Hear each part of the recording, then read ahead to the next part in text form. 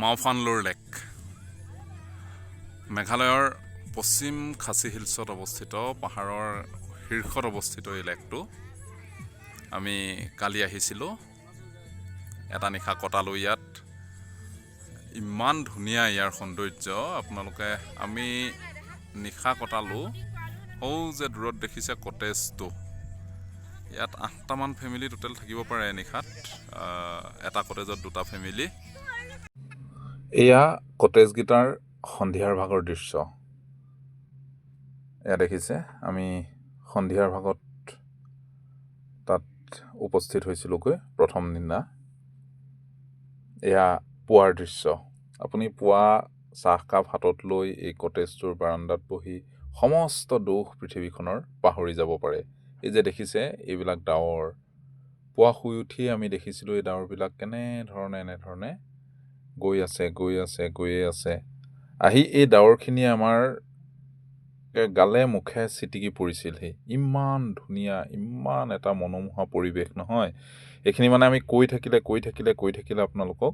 কৈ বুজাব নোৱাৰোঁ এয়া চাওক পুৱাৰ ভাগৰ দৃশ্য গোটেই কটেজকেইটা যিটো দ্বীপত আছিলে সৰু দ্বীপ সৰু পাহাৰ যিকেইটা দ্বীপত আছিলে গোটেই কটেজকেইটা এনেধৰণে ডাৱৰে আৱৰি ধৰিছে আমি তাত থাকিছিলোঁ মোৰ বান্ধৱী মেৰী বন্ধু মনোজ তাহাঁতৰ ফেমিলিটো আৰু আমি বিৰাট ধুনীয়া পৰিৱেশ পাহাৰৰ ওপৰত 4টামান লেক আছে তাৰ মাজত এনেদৰে সৰু টিলাৰ মাজত সৰু লেক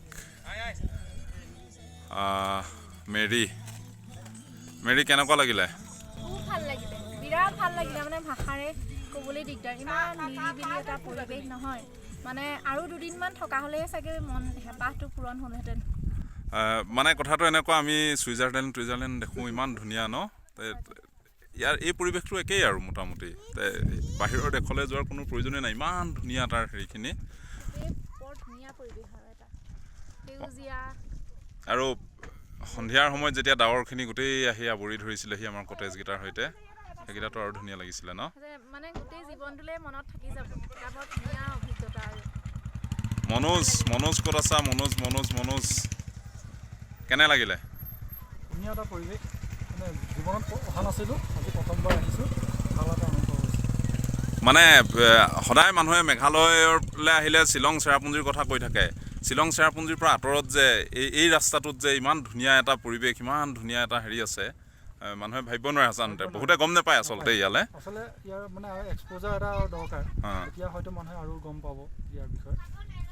কিন্তু ধুনীয়া এটা পৰিৱেশ আৰু এইফালে ইয়ালৈ অহাৰ মূল মানুহজনী হৈছে পৰিমিতা বৰুৱা কোৱা কেনে ভাল লাগিলে বহুত ভাল লাগিলে